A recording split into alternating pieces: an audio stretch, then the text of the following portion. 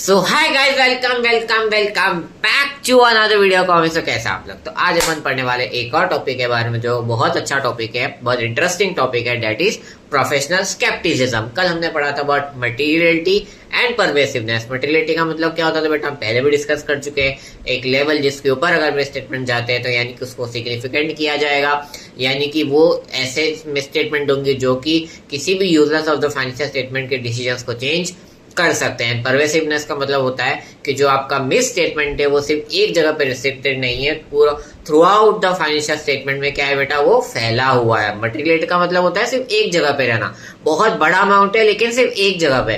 Pervasiveness का मतलब होता है बहुत सारी जगह पे है, छोटे छोटे अमाउंट में लेकिन बहुत सारी जगह पे मिल गई है, एक बड़ा अमाउंट क्रिएट कर सकते हैं। इसलिए हमने वहां पर बात करी थी परफॉर्मेंस मटेरियलिटी के बारे में, करेक्ट। आज हम बात करने वाले बस प्रोफेशनल स्केप्टिसिज्म।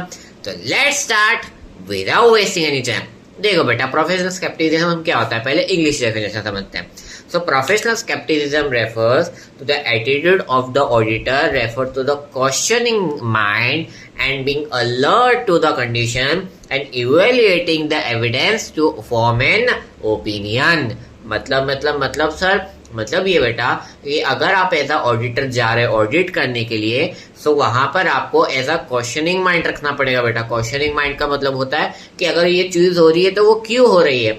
अलर्ट रहना है कंडीशंस के लिए कि अगर यहाँ पर मुझे लग रहा है कि मिस स्टेटमेंट हो सकता है तो मुझे वहां पर उसके लिए अलर्ट रहना पड़ेगा कि यार यहाँ पर रिस्क ज्यादा है, तो यानी कि मिस स्टेटमेंट होने के चांसेस काफी ज्यादा है, तो मुझे यहाँ ध्यान देने की जरूरत है। तो क्वेश्चनिंग माइंड होना चाहिए हर एक चीज में, क्योंकि होता है ना रियल लाइफ में कि आपको पूछना चाहिए कि ये अगर चीज हो रही है तो क्यों हो रही है, और वही साइंस होती है बेटा। कोई भी चीज होती है तो क्यों होती है, तो डेट इज साइंस ओनली। तो वहां पर क्वेश्चनिंग माइंड रखना पड़ेगा कि एक चीज अगर हो रही है तो क्यों हो रही है, कौन कर रहा है, कैसे कर रहा है। क्वेश्चनिंग माइंड रखो बेटा, क्वेश्चंस पूछो, डिफरेंट डिफरेंट क्वेश्चन पूछो मैनेजमेंट से, ताकि वहां पर आपका कंफ्यूजन क्लियर हो। And alert to the condition, अगर आपको लग रहा है कि इस एरिया में आपका अगर मिस स्टेटमेंट ज्यादा हो सकता है तो उस एरिया पे ज्यादा फोकस करना चाहिए।